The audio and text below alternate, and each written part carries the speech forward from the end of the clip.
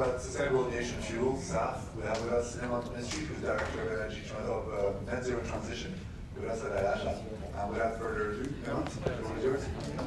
Thank you, Nico, and good morning to everyone. Hope you enjoyed your short break. So indeed, I'll talk to you about sustainable aviation fuels. We'll spend about 15 minutes doing so, and we'll have lots of time for questions, I hope, as well, and looking forward to that. So for this presentation, I'm really going to focus on demand and production. And I think that links very well to some of the questions we had earlier today as well. So we will look again in more detail in terms of the ICAO CAF agreement, and what does that actually mean in terms of SAF? What does it mean in terms of SAF in 2030? And we'll take a look at what really exists currently in terms of policies around the world, so it's regional and national policies. And again, what does that mean in terms of SAF 2030? And then we'll take a look at airline commitments. What will that entail in terms of volumes for 2030? And what we'll see, and it was briefly mentioned today as well, what we'll see is actually there's quite good demand drivers already there in terms of SAF in that time frame. So we'll take a look at that as an important aspect to take into account. A lot of the demand drivers I'll explain to you are complementary. They overlap in different ways. We'll consider that in greater detail going forward as well. Then we'll take a look at production. We'll take a look at what is the outlook. How much renewable fuel is going to be developed up to 2030? How much of that is likely or is necessary to be SAF? And then we'll come back and say, where are we today? And there are challenges, and I want to just emphasize that from the outset. There is action that we all need to take to make sure that we have this optimum output of SAF going forward. 2030 is part of the story. We also need to think about how we get to 2050. So we will address that as well as part of this presentation. So let's move forward. So the ICAO conference, as Marie mentioned, is a conference on aviation alternative fuels, the third iteration of that. And what does it mean? First of all, the output is a vision itself. The initial intent and the main intent of that conference is really to make sure that we can actually accelerate the development and deployment of SAF around the world. Right? That's fundamentally important, is to reduce risk, to increase investment. And it's really to focus on decentralization of SAF production from a couple of markets to make it more broader across the world as well. It's fundamentally important. And the main output, which you're all aware of, I think, now, is a vision. And the vision is for 5% reduction in emissions for international aviation. That's important to remember. International aviation through the use of SAF or lower carbon aviation fuels. Now, when we do the analysis, we can project that in 2030, the emissions would total 682 million tons of CO2. So to meet this vision, it's not a target, to meet this vision, that would mean that we would need to actually reduce emissions by 34 million tons by 2030 through the use of SAF and LCAF. Right? And from our calculation, what that means is that we would need access to 14 million tons of SAF. That's an important figure to remember as we go forward in the presentation.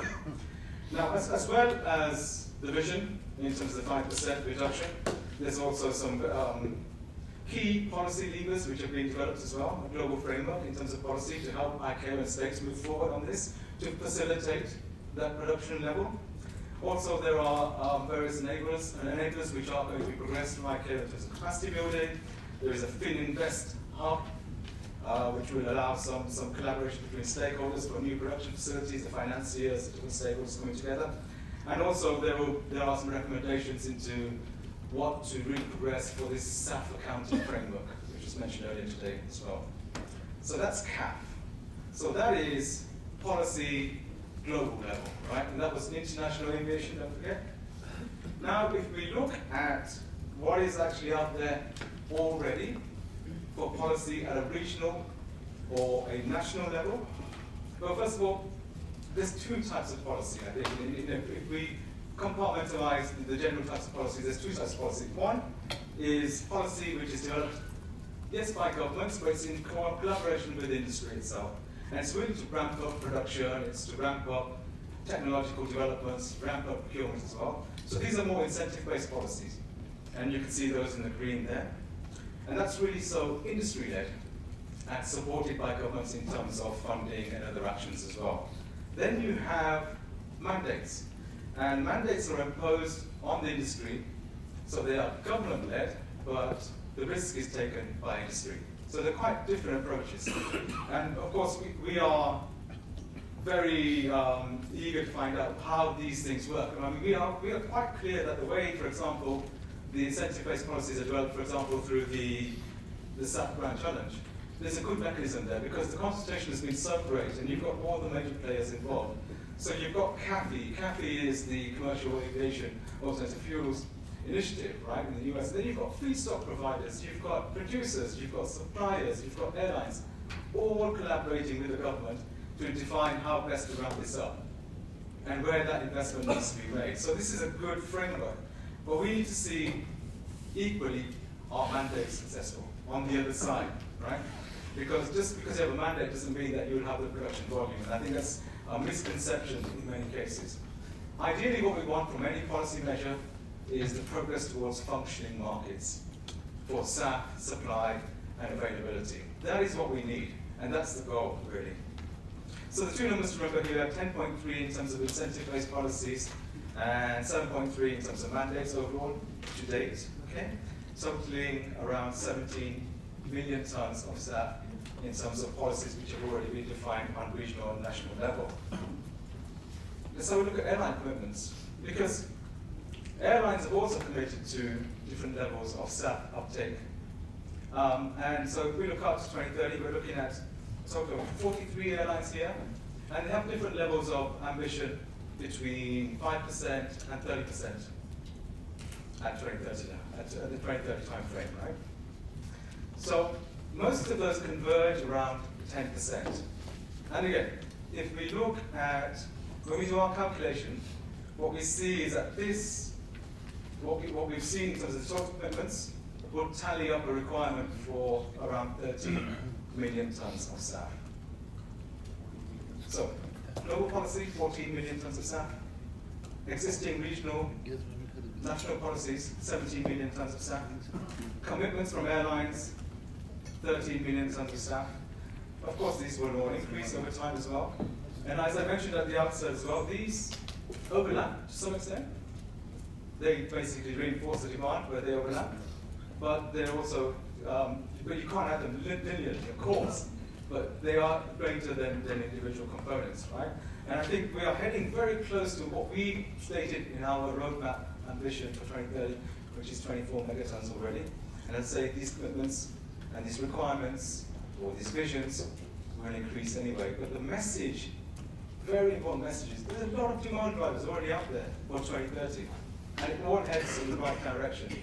So I think that's a very important factor we all need to consider. So we stop having this perpetual discussion about what's the demand driver, what's the demand signal, and so on. You have policy, you have global visions, you have airline commitments. It's all out there, by and large, there, and it will still continue to develop. Let's have a look at production. Now, production is a bit of a different story, but I think, during previous discussions, for those of you that have been around at the AGM or previous global media days, we've talked about the total capacity for renewable fuel, right? And SAF is one output of the renewable fuel processing. So we need to take a look at, first of all, the total capacity, and when we look at what is out there in terms of announced projects, we can see that for renewable fuel, there will be a total capacity of around 63 megatons by 2030. Now, some of these projects may fail, some new ones might come in, but I think this is a good baseline for us to actually work towards. 63 million tons of renewable fuel. And the key question, of course, is, as I mentioned earlier, what is the output of SAF? What percentage of that is going to be SAF? That is really, really important to us, and I will explain why that's important in the next slide. But so far as to say, when we look at the numbers of renewable fuel out there for 2030, and you look at those numbers in black on the chart, they're the tallies for the actual individual regions. If you divide that by 3, you get quite close to the chart I showed you in terms of what is the SAF requirement for individual regions at this stage, right? And actually, so what I'm saying is, if we can head towards a cut of 30% for SAF, 30% of SAF is the output from renewable fuel refining. That is not only a good ambition, it fits with where we are in terms of demand expectations. Actually, it also aligns to what would be the optimum output in the HEFA refining process. So everything converges around that sort of number. And it may be a little bit lower, maybe a little bit higher, that's okay, but we need to head towards that number itself. Now the problem is, where are we today? Are we at 30%? We're not, unfortunately. So let me step back, let me start off with some good news. The good news, of course, is that SAF production has increased compared to last year. So last year we were at 0.24 million tons, and this year we're at about 0.5 million tons. So that's a 100% increase, so that's a good figure, isn't it? The problem is we were expecting greater output, significantly greater. Unfortunately, where we were expecting that greater output, that has not come to fruition. That could be due to delays in terms of refineries opening, but it's also that some refineries did not produce SAF and we expected as well, and we hoped for. This creates a problem, and what it means is that SAF, as a total percentage output from renewable fuels, only 3%. We said we wanted to be at 25 to 30%. We're at 3% today. That's a problem. And part of the problem, and what's driving some of this, is if we have a situation which we do have today, where there are incentives for the production of other renewable fuels like renewable diesel, then the output's going to go more to that. There will be more output for renewable diesel than there is for SAF. And we're in danger of aviation once again being this forgotten cousin, which is just left to feel for itself when everybody else gets the support. So it's really important that aviation has the balanced incentives. SAF has a balanced incentive compared to other renewable fuels. Otherwise, we will not get what is the optimum output in terms of SAF from the refineries. I think that's a pretty obvious argument, but unfortunately, that's not what's being looked into right now. So we need all stakeholders to step back and say, how do we make this work? How do we make this work for aviation as well as other sectors, right? So I think that's really important. So 3% now. We do think SAF production will ramp up again next year, and hopefully we can get that 3% to 6%. So we'll be heading in the right direction, but we are going to focus on this a lot to make sure that we can head towards what is necessary for the demand necessary for 2030. It's a fundamental aspect for us to look into. Oops. Okay. So that's SAF demand and production up to 2030. Once we get to 2030, so let's just take that as the step which we're heading towards. Once we get to 2030, we still need to ramp up production 20-fold to meet 2050 objectives. So there's still a huge amount of work to do once we get to 2030. And I think we all are cognizant of this. And how do we get there? So there's 4 things we need to focus on. I think many of you would have heard me talk about pathway diversification before, moving away from the HEFA pathway, looking at different pathways. We do need to really capitalize on the broader sustainability benefits of the feedstocks which we'll be using going forward as well. And there's a lot that can be offered. We need to look at how best we can develop those regional and national value chains for the feedstock and for the production as well, because there's a lot of opportunity there. And then we come back to that SAF accounting framework, which is so important to make this work, because that SAF accounting framework is necessary to unlock feedstock where it's best developed, production where it's most viable, and then the actual usage itself. And we need this for this industry. We need this for SAF, we need this for aviation, because aviation is global, and we're at such a nascent stage right now in terms of this market. This is what's necessary to really pump it, get it going. Okay, so I'll show you a chart which you've seen before, which I think is a very lovely looking chart. So I've no shame in showing it to you again. But really what we're looking at is on the left-hand side is all the different feedstocks. And as I mentioned, what we want to do is to move away from the top feedstocks you see, which are then primarily using this HEFA pathway, and move down and utilize the vast array of other feedstocks which will be available across the world. And there's a great opportunity there. We need to look at different, of course, really ramp up and scale up different technologies. That's the alcohol-to-jet solution, the Fisher troughs, look at different conversion technologies. But the key message is you can marry up different feedstocks to those different technologies and conversion pathways, right? So there's not just 2 or 3 options here. There's a myriad of options. And you can use different feedstocks in different environments to select the best production solution as well, to actually develop SAF across the globe. And that's really important. And all these areas have been looked into in terms of standardization, certification, etc. So, the broader sustainability benefits. Why is this important? Well, it's because some of the feedstocks I mentioned as well. When we look at aggregated waste, when we look at recultivated degraded land, there's a lot of benefit out there. So this is not just about SAF as we've developed so far in the heifer pathway, because that's going to be capacity constrained going forward. This is about really making the most use of the opportunity in developing regions as well. And you're able to try and find ways in which we can support land restoration, biodiversity, job creation as well. It's not just about aviation, because it's not just aviation that's going to benefit from this, it's other users of renewable fuels as well, because it's all feedstock is used in the renewable fuel refinery, right?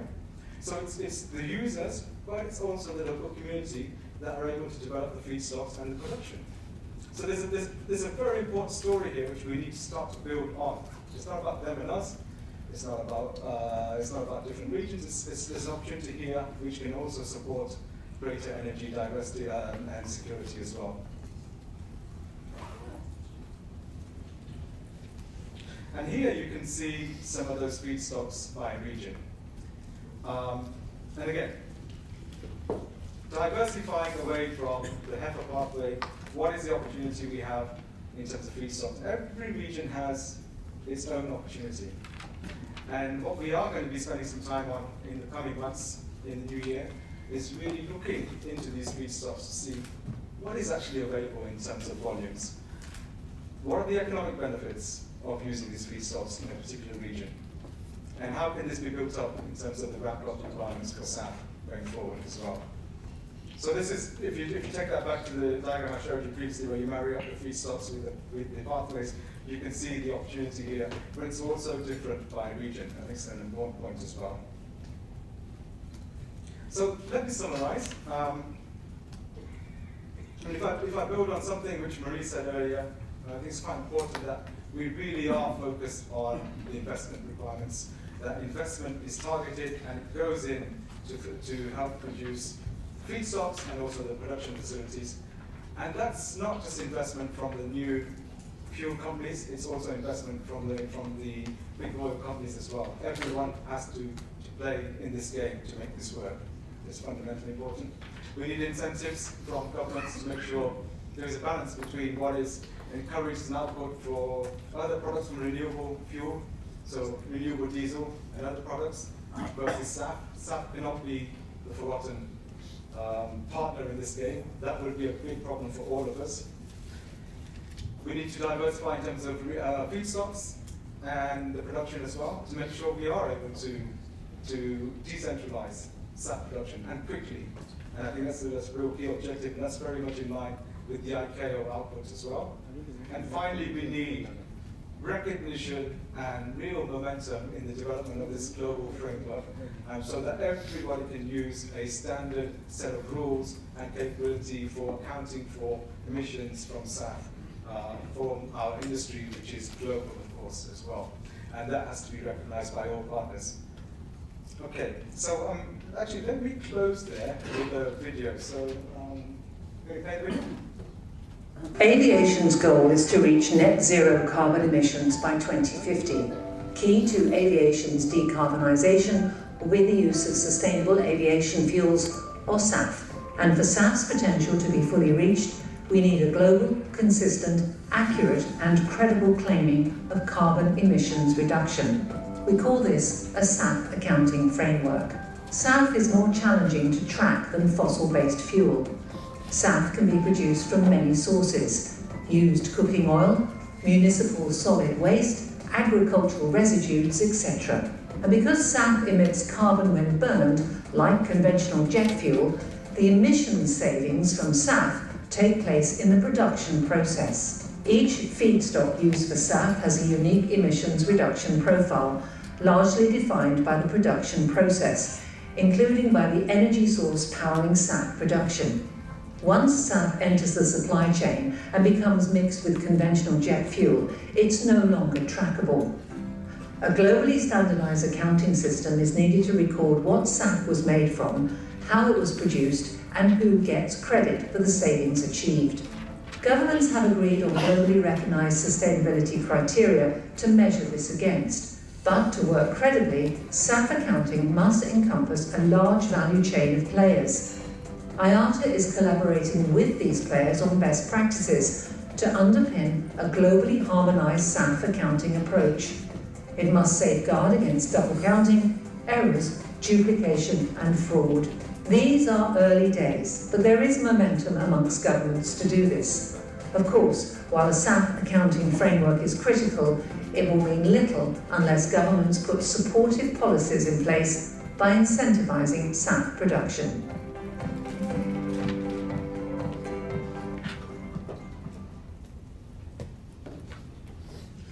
Thank you. Before we take a few questions, just a reminder that the presentation will be available on our website shortly, and there's going to be a press release as well with all the numbers.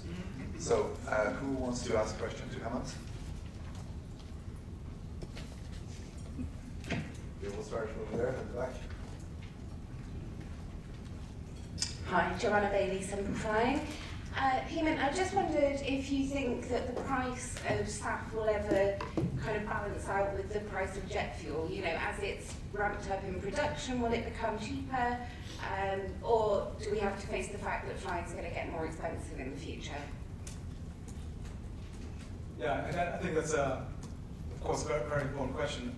And I think as it's ramped up, as we're able to increase the volumes, we would expect it to get cheaper. You know, as we need to move away from what is a scarce supply. It's an issue right now, and then it would inevitably get cheaper. Will flying get more expensive? There are costs to net zero, so we need to understand how best that's going to work. But it's not the question of just transferring those costs. Airlines work in a competitive environment as well, so we will have to see. I can't answer the first part of your question because that's really crystal ball glazing, I think. Thank you, Hemant. Well, go at the front, please. Yeah, Ian Taylor from Travel Weekly London.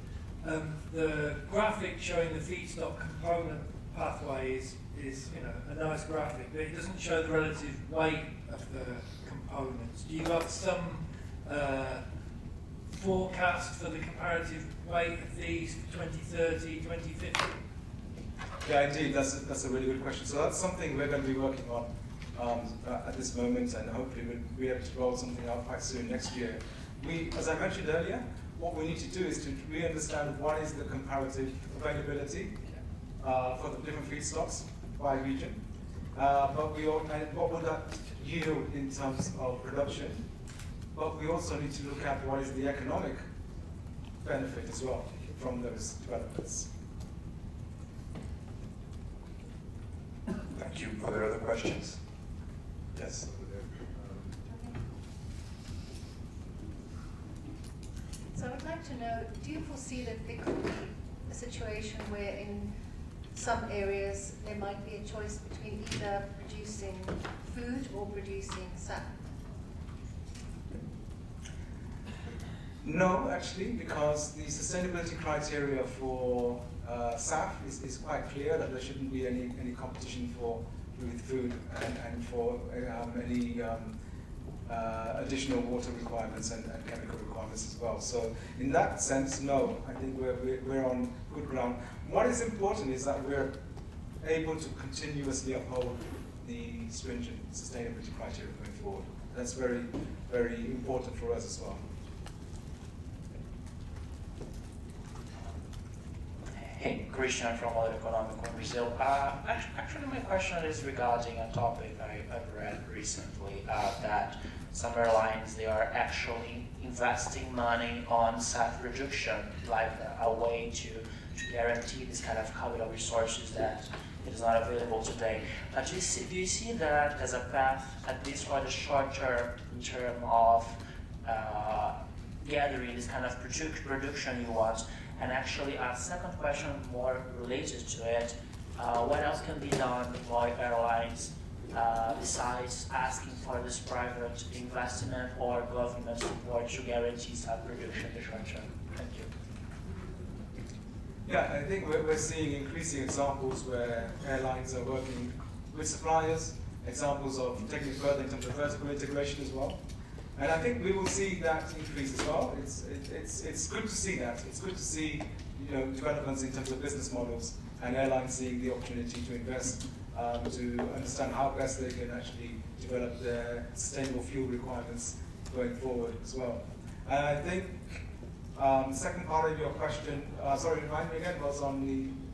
What else can be done, I mean, besides that, besides asking for this private investment or government support, is there anything else airline can do to guarantee the SAF production? Yeah, no, indeed. So one of the areas where airlines are also active is maybe working together to see what they can do to pull together demand as well, right? And what can be done in terms of how we can better regionalize or diversify the production capabilities and utilize the feedstocks as well. And I think we will see a significant acceleration of that in the coming years. Thanks, Hemant. Andreas Schulz, FBW. Hemant, do you see progress as far as Virgin's recent successful 100% SAF flight from London to New York will stimulate the production of SAF here in Europe, for instance? I think it helps, absolutely. I mean, I think it's a key milestone. It's a key milestone we identified in our roadmaps as well. And it's very important that it's been proven for the public. I mean, technically, it was proven, but to demonstrate it, I think, is a very important milestone. It makes everyone understand this is reality, and we're moving in this direction. Thank you. Can we go at the back, please? Just going on the other side, one of the slides you showed is the SAF production in North America, which is the highest in the world. Is that an effect from the Inflation Reduction Act, or what do you see in this respect? Yes, indeed. It's primarily from the Inflation Reduction Act and the US SAF grant challenge, which I interlinked now. Yeah, indeed. That is the biggest initiative which is there right now from the US. And as I mentioned, what's interesting from our perspective in that is it's formed from the collaboration with industry. And I think that has the best prospects of really moving forward. Because where we are with SAF, we need, yes, the investment, that is clear, but in many cases we also need some support to make that investment and that business proposition viable as well. And that is what I think the SAF grant challenge will get to utilize. Thank you. Can we go to the front, please? Sally Gethin, In-Flight News. You said at the start of your presentation that the aim was to decentralise SAF production, and then in the chart you showed, it looked as if there were whole huge parts of the world, Africa, parts of Asia and Latin America, that, well, basically didn't have docks on them. And, you know, is the industry doing enough to actually, not only to redistribute or distribute SAFs across the world, but also use it as an opportunity for inwards investment into these parts of the world that sometimes have traditionally been left out by developed nations and, you know, the more commercial parts of the world? Yeah, indeed. Thank you for that question. So, you quite rightly point out that there are big gaps there, and that is really part of the objective from the CAF output as well, and it's something we need to focus on as well. And I think it's one of our priorities to make sure that we can find ways in which we can best facilitate new feedstocks and production facilities going into those regions. And I think we also understand there's only so much you can rely on in terms of conventional market forces. And given the time frame we have, we need to really try and make sure we can support filling in those gaps as early as possible. All right, can we go there? And then we'll have time for one more question. Thank you.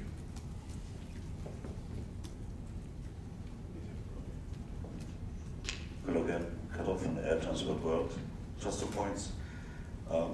During the last IATA AGM, I met several airline CEOs which are very skeptic if the goals can be reached until 2050. So do you think maybe the skepticism is getting less now? And some CEOs told me, especially from Africa, they say, well, it's a nice thing, the SAF, but I have challenges to get kerosene in Africa, my nation as well, so how should I get SAF one day? So do you think that skepticism is going down this way? So I think the challenge we have for 2030 and particularly 2050 is challenging. that it is a big challenge. But we do see a solution and a way through this and to ramp up the volumes which are necessary. There is a lot of action that's required from ourselves as a trade association, from airlines and from different stakeholders, including governments as well. And we will continue to push on that, but we do see a very workable trajectory to actually get there. Yeah, Ian Taylor again. You talked about the stringent sustainability requirements relating to SAF, but the US is producing SAF with corn-derived ethanol, isn't it?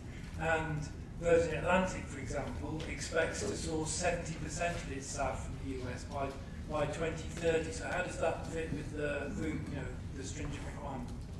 No, indeed. So this debate about sustainability criteria will continue. I think what's important for us is that we're able to uphold the stringency itself on the global scale. And that's really important. And of course, what's happening in the US will also be coordinated in terms of what's happening in ICAO, and we will see how that develops overall. I don't think it's not right that all requirements or any purchases which have been agreed from the US will actually meet what you talked about right now, because the agreements were made beforehand, and I think that particular agreement you spoke about will be upholding the stringent requirements we already have.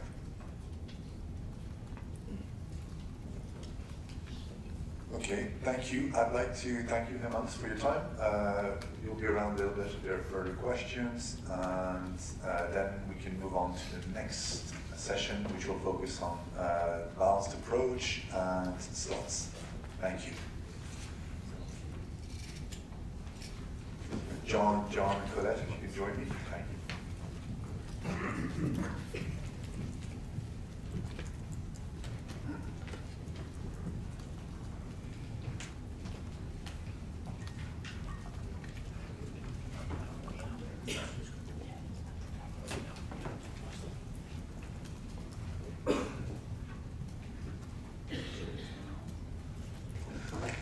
All right, so to focus on noise and noise management, we have with us John Godson, who's Assistant Director of Sustainability, as well as Colette Zraibi, who's Aircraft Noise Management Specialist, and they'll walk us through the balanced approach. Thank you.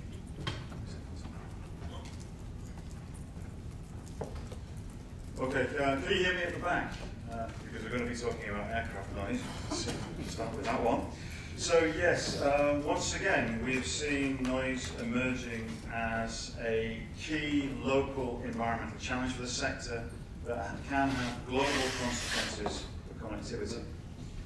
There is increasing community activism targeting noise at airports in urban areas, particularly in Europe, and it's encouraging impulsive actions from politicians. Aircraft noise, clearly generated by turbulent flows of air, going around and into engines, around the airframes, fuselage, wings, flaps, and landing gear. Despite significant improvements in noise reduction over the last 40 years, part of these gains have been countered by increasing traffic. Aircraft noise is the most significant cause of adverse community reaction related to the operation and expansion of airports, and noise complaints are on the rise. But complaints themselves don't tell the whole story. In 2022, one individual lodged 23,431 complaints, 90% of all complaints about noise from aircraft at Dublin Airport. The impacts of aircraft noise reflect a complex interrelationship between the physical phenomenon of sound and its perception by humans. And whilst it's recognised that aircraft noise is a source of annoyance and can be a source of sleep disturbance, there is insufficient evidence at present to conclude that aircraft noise causes other health issues. This area is being subject to intensive research, with at least 43 academic papers being published in the 6-month period between March and September of this year, and clearly establishing a causal link for individuals living and working close to airports who are already exposed to multiple sources of noise, including road traffic, is challenging. But IATA will continue to monitor the developments in this particular area.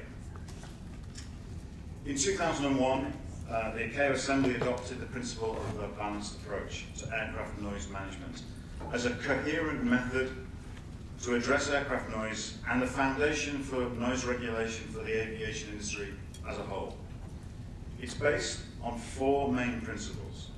Firstly, reducing noise at source. This is the primary mechanism for reducing noise, with each generation of new aircraft being on average 15% quieter than the generation they replace.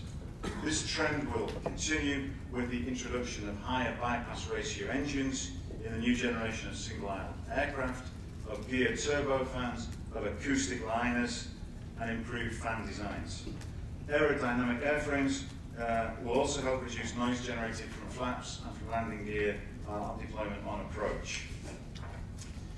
Land use planning and noise impact management is crucial to ensure that residential, commercial, and industrial developments are not located in areas where aircraft can impact health or welfare.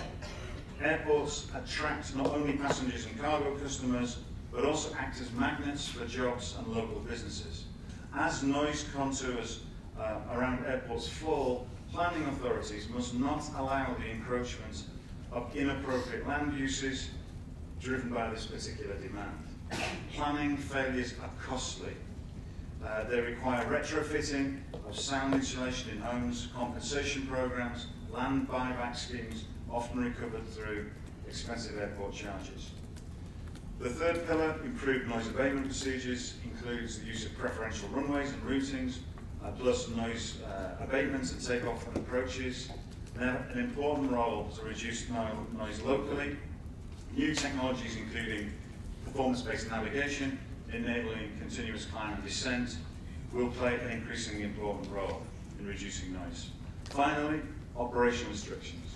Operational restrictions including aircraft types, night curfews, noise quotas and budgets, and capacity reductions should only be considered when all other options have been exhausted. The balanced approach follows a rigorous 6-stage implementation process, starting from a scientific noise assessment, setting of noise objectives, reviewing measures, analysis of cost effectiveness, all the way through to selection and finally implementation. The implementation process is underpinned by stakeholder consultations throughout and allows for dispute resolution. For 55 years, ICAO has led noise reduction in the sector through noise certification and more recently through the balanced approach. Since its adoption in 2001, the balanced approach has been the main international mechanism to address noise concerns for communities, whilst maintaining and growing the socio-economic benefits of aviation. In part, it was introduced to avoid state disputes, as happened between the EU and the US over the hush kits back in the early 2000s.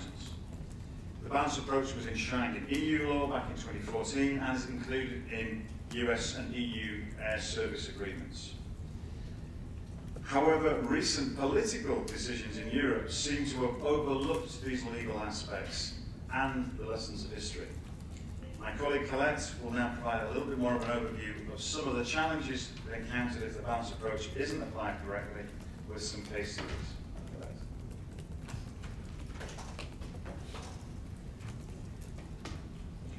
If the balanced approach is not followed and operating restrictions are imposed without considering the first 3 pillars of the balanced approach, the consequences can include reduced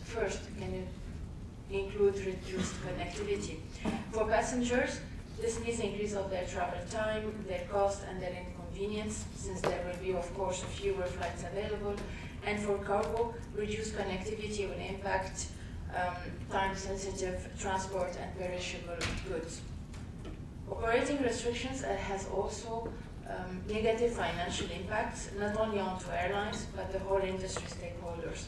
They will impact tourism, but also business and trade by increasing the cost and reducing revenues of firms that rely on international markets and international transport. Uncoordinated and unilateral decisions can also violate international agreements, leading to international disputes over unfair competition and trade disputes.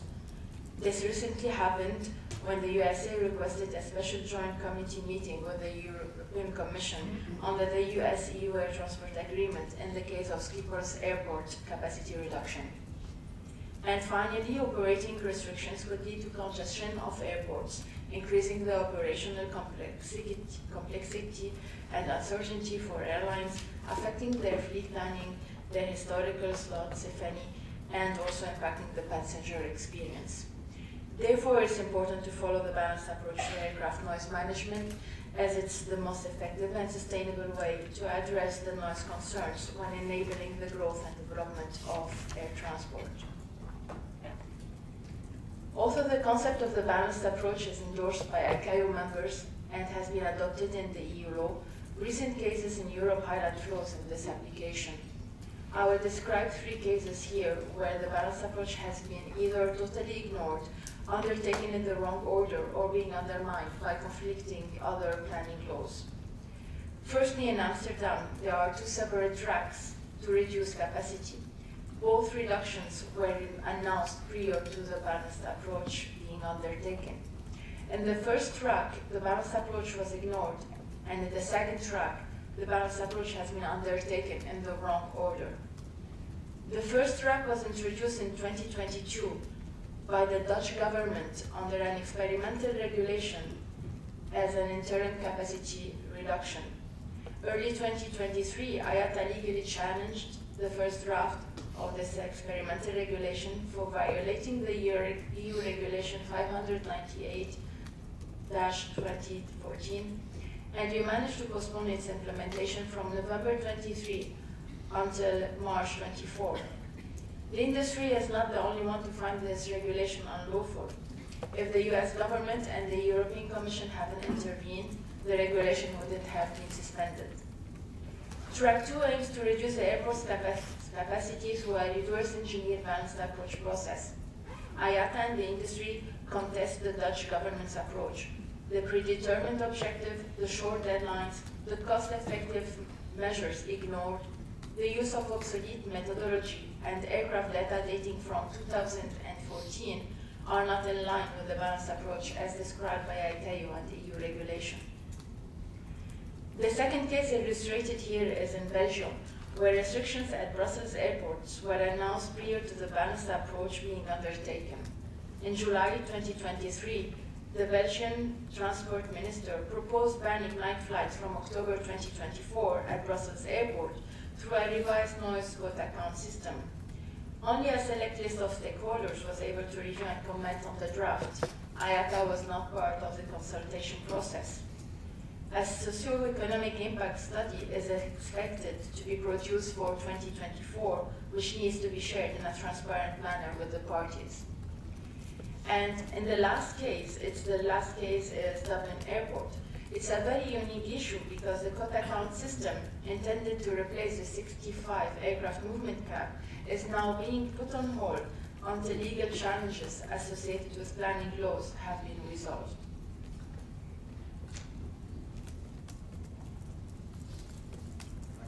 Thanks, Colette. So you can see balanced approach, robust science-based procedure that identifies the optimal solution needed to achieve a particular noise objective. It can deliver cost-effective solutions, avoid legal disputes, provide certainty for planning in terms of airlines, airports, and customers. There's emerging evidence that the balanced approach is being reverse engineered to justify operational restrictions being motivated by short-term political gains. As long as the balanced approach continues to be undermined in this capacity, we're likely to see inappropriate noise objectives, threats not only to passenger and business continuity, but also the concept of noise leakage as neighbouring airports attempt to absorb the capacity that's being cut. There's danger that Europe's this will spread outside of Europe, and other countries will adopt a similar short-sighted approach. Governments themselves will face costly legal actions, infringement decisions, and threats of retaliation from third parties. And finally, airlines will face costs, uncertainties in fleet planning, and also uncertainties under slot coordination. And with slots, I'll now hand over to my colleague John to explain more. Thanks.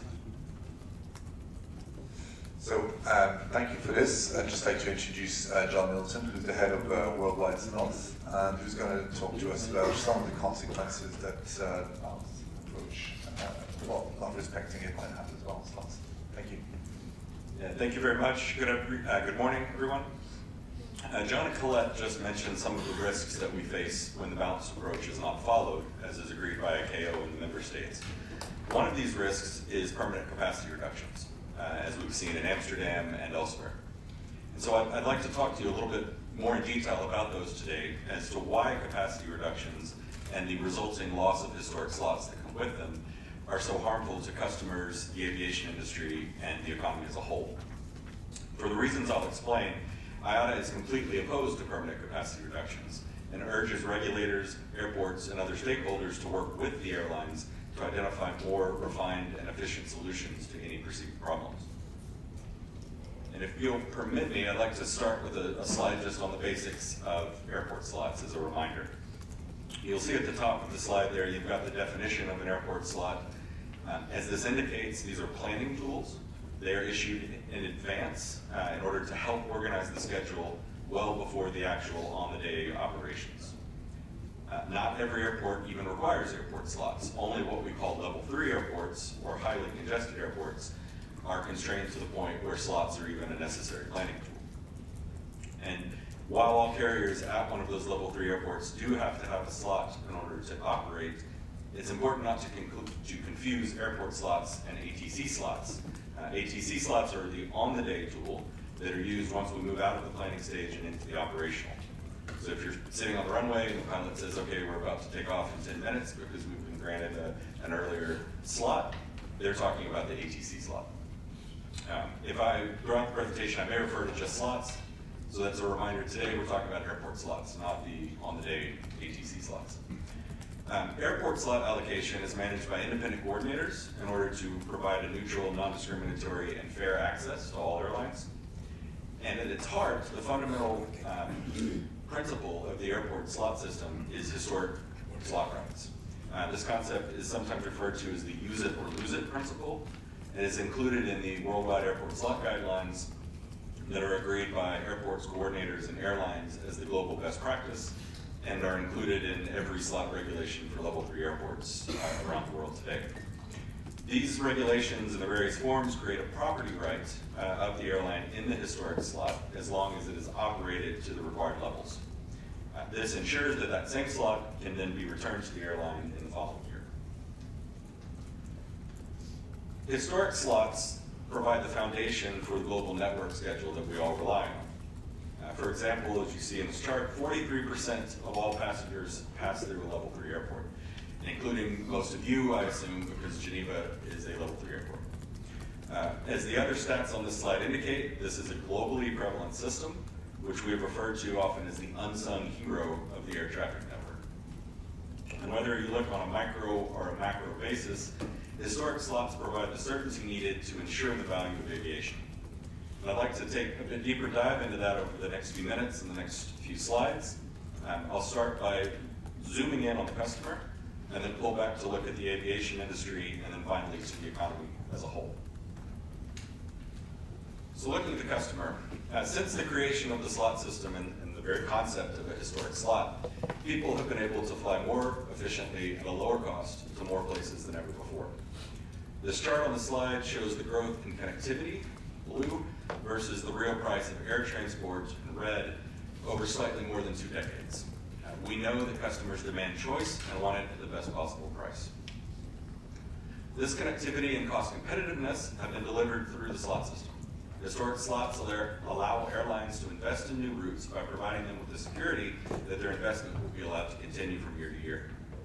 Similarly, we all rely as customers on the certainty of airline schedules and these city pair links. People need to know that they'll be able to timely obtain the materials they need to fulfill their contracts, to visit friends and family abroad, and more broadly, to have access to the rest of the world. If capacity is reduced, as is being threatened in some areas, and historic slots are then removed, this connectivity will be lost. Vital links between communities will be broken, and this will prevent people from engaging in trade, tourism, and travel. The same then applies if we zoom out a bit to look at the aviation industry. Competition is vital to any healthy industry, and certainly it's alive and well in aviation.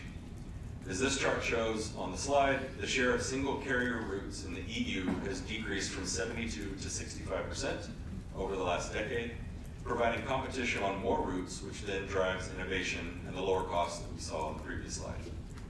This competition isn't just seen on the route level either. According to ACI Europe's stats, between 2009 and 2019, low-cost carriers grew 135.6%, while full-service carriers actually declined by 7%. And all of this is in Europe, which has about half of the world's slot-constrained airports. So historic slots can enable this competition by giving new entrants the base they need to compete at congested airports and ultimately move from new entrant status to powerful incumbents in their own right. If you were to look out the window, you'd probably see more EasyJet planes here than any other, as they've proven adept in using the historic slot system to expand their network and provide this competition at airports like Geneva. We've seen some similar success elsewhere from the likes of Hong Kong Express, Jetstar, Flydubai, and others. And I mentioned those four in particular. They're not only beneficiaries of the historic slot system, but they're also among its strongest advocates. They're all members of our airline slot policy working group, and for EasyJet and Hong Kong Express, they're also members of the Joint Airline Coordinator and Airport Worldwide Airport Slot Board, which is responsible for writing the slot guidelines.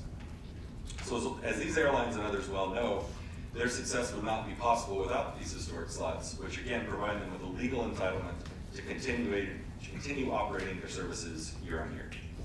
From their bases in level 3 airports such as Gatwick, Hong Kong, and Dubai, they're able to increase competition and expand into new markets thanks to historic slots. And as we've seen from the concerns raised by the US government, JetBlue and others as to Amsterdam, reducing capacity reverses this process. It removes historic slots from the airlines who need that access to compete.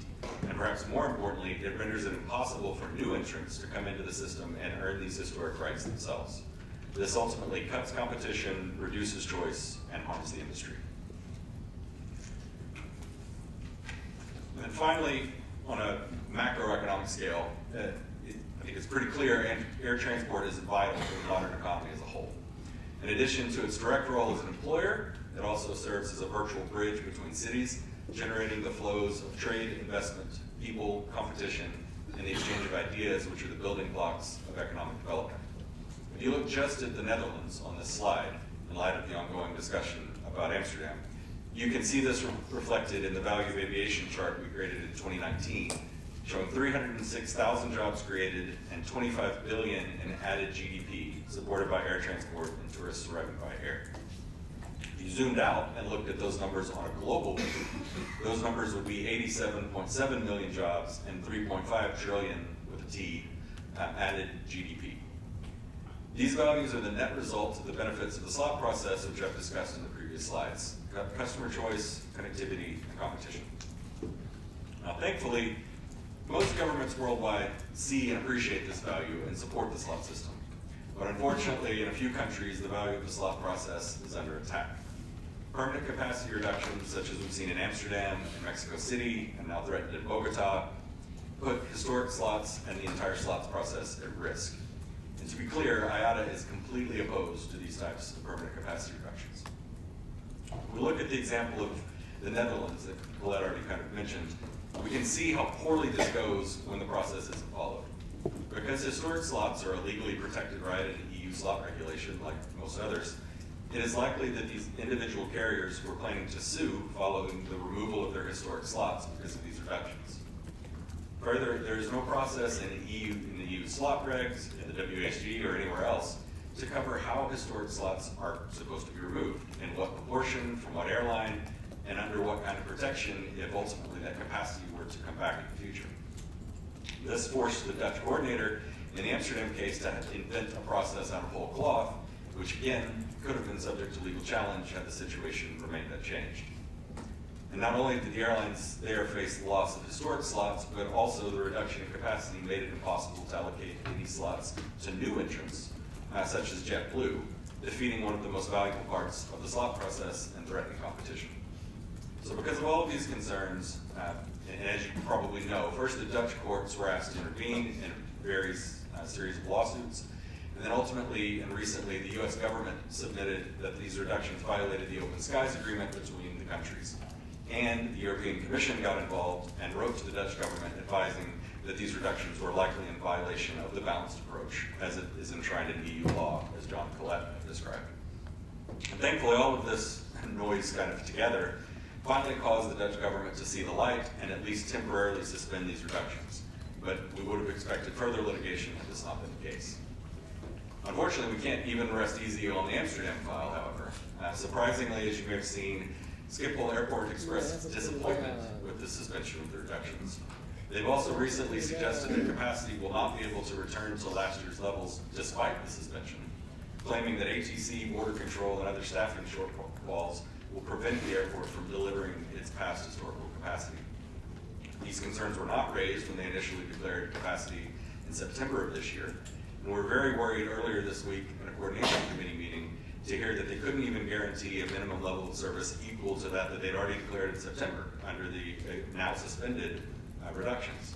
This is a very troubling position, which raises concerns as to whether the airport or the Dutch government is intentionally trying to drive down capacity to accomplish these reductions through other means.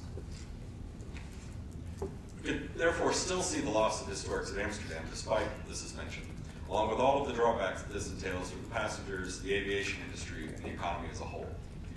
We therefore call on governments and airports to work with the airlines rather than against them in finding solutions to capacity concerns which maintain the critical value of the slot process, as I've described, and of aviation as a whole to their citizens, their economy, and their customers. And before I conclude, I'd also like to briefly acknowledge the recent opening of the UK slot regulation for consultation and possible amendment. As I believe was said this morning, we welcome this opportunity to work with the UK government on slots. The current slot rules have helped the UK develop into one of the world's most competitive and connected air transport markets. The Worldwide Airport Slot Guidelines are certainly a living document that is constantly amended through the hard work of the airlines, the airports, and the coordinators. And it would be good for the UK to take this opportunity to more fully align with the changes that we've made over the past few years and remain part of a coordinated and harmonized global system. And then finally, I'd like to leave you with a few additional resources in case you'd like to know more about the airport slots world. We've recently released a special supplement on slots in the Airline magazine, which I believe may be on some of the tables in front of you, as well as a documentary video providing a deep dive into the slot process, which was filmed over the course of a few days during this year's June slot conference. And I think the documentary may be shown later in the day as well. These are available from the links on our slot page on our website, but I've also provided the shortened links that are on the slide if it's easier for your reference. And that takes us to questions. Thank you very much. All right, opening the floor. We'll start here and we'll go at the back, and then we'll see who else wants to ask questions. Thank you. And could you also say who your question is, Marty? Thank you. Hello, Jose Suarez from Mexico. You mentioned about Mexico City and Bogota, but in these cases in Latin America, specifically Mexico, what can we do or what can they do to improve its slot allocation process, and what are the consequences of reducing the slots claiming both their traffic and airport terminal saturation? So I think in Latin America in general, there's been a lot of work over the past few years to align more closely with the global standard. In Mexico City, in Colombia, in Peru, and elsewhere. I think we would definitely encourage that process. There's been some great work done, but I think more needs to be accomplished there. The capacity reductions are very troubling for all of the reasons that I've set forth in the slides, and we're trying to work with those governments to encourage them to look for alternative solutions that would not have these drastic impacts. Thank you. We'll go to the back, please. Richard Schuurman, Aaron side. Let my Dutch nationality not intervene with my question, but if you say, in other words, that the balanced approach, does that mean there is no limit to growth for airlines and airports? And what would you suggest to a government like the Dutch one if they really want to cut capacity for environmental reasons, for noise reasons? The Amsterdam region is very full. More and more construction work is going on in the vicinity of the airport. What would you, as the IATA, recommend to the Dutch state then, if they really want to cut capacity? So I think with regards to that one, obviously, the capacity reduction came first, and then the assessments come later. It's the wrong way around. So what was the overall noise objective? What's the noise objective of that local community, and then to build from that. And then that will be then reflected in all of the different mitigation measures that we can potentially have, and that's regarding not only can we put quieter aircraft on those routes, can we look at land use changes, land use, noise insulation, a whole variety of different things, but to go for the restriction assumes that all three others have been maxed out, and they certainly haven't been. Thanks. Thank you. At the back, please, and then we'll go there.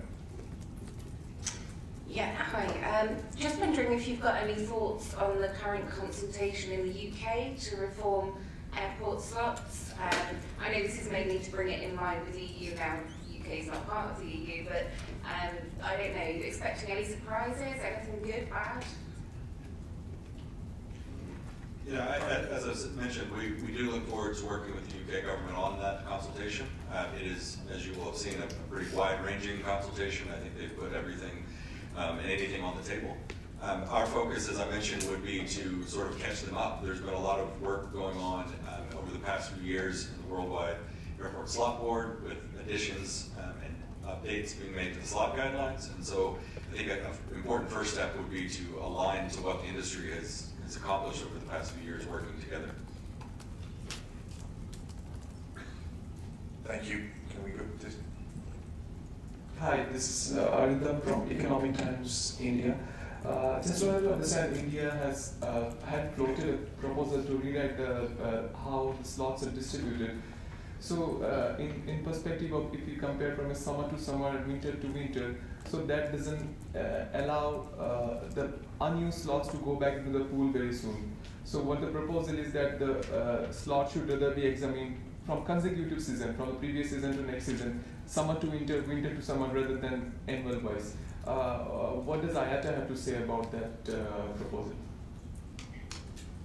Yeah, so I think I would caution any country, India or otherwise, from breaking with the global calendar. So they, obviously, as you've got to plan your network schedule, you've got to do it on a global basis, and there's lots of, a route has two ends, two airports that are impacted. And so all of the airlines work to the same deadlines and dates in our calendar coordination activities that is put up on our website, and it's in the slot guidelines. And so we would generally discourage any one country from breaking with that process, because that would then throw into chaos the whole planning process. Thank you. Are there other questions? Okay, maybe I'll just go one on my own, actually. Maybe for you, John and Colette. Just wondering, you were talking about banning night flights, and I was wondering about some of the consequences that this could have on the network and further down the road. It's like I explained it in one of the slides. Night flight ban would, as he said and I said, it will impact connectivity.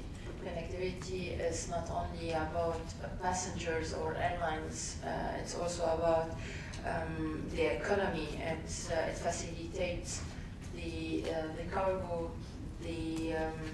Facilitates the international transport. Actually. It impacts all the economy. And another impact it would be, like I said, it will impact business and trade.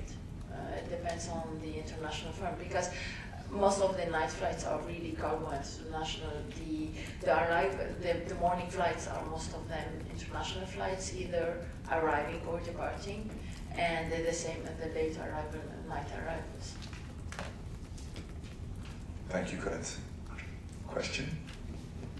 Yeah, Ian Taylor. Sorry to ask yet again about the UK slot consultation, but I'm confused because the UK government is desperate to diverge from the EU in an attempt to show some benefit, any benefit at all, from leaving the EU.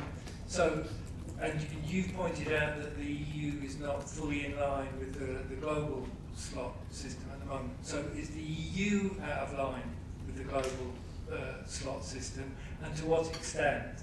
And what leads you to be confident that you can pull the UK into line, given that's not the message I get from the government?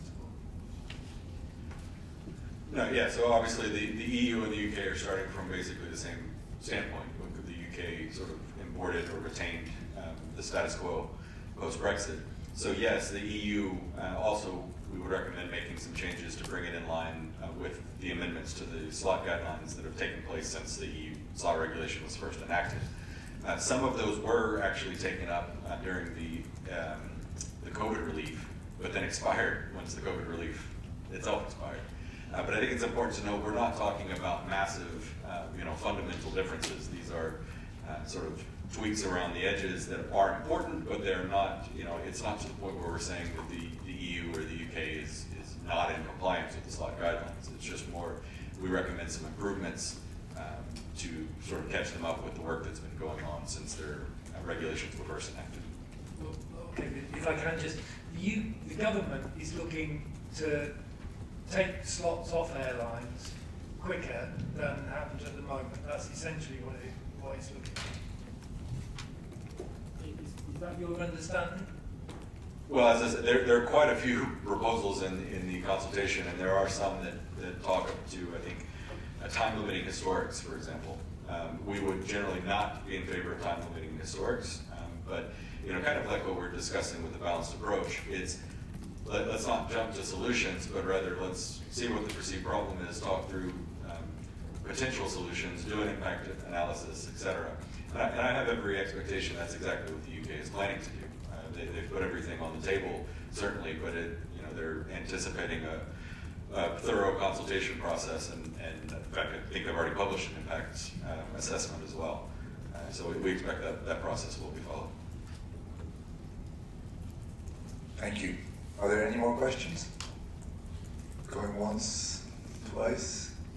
No? Okay, then I guess lunch will be served shortly, and then we will regroup here at 1:45, I think, if I'm not mistaken.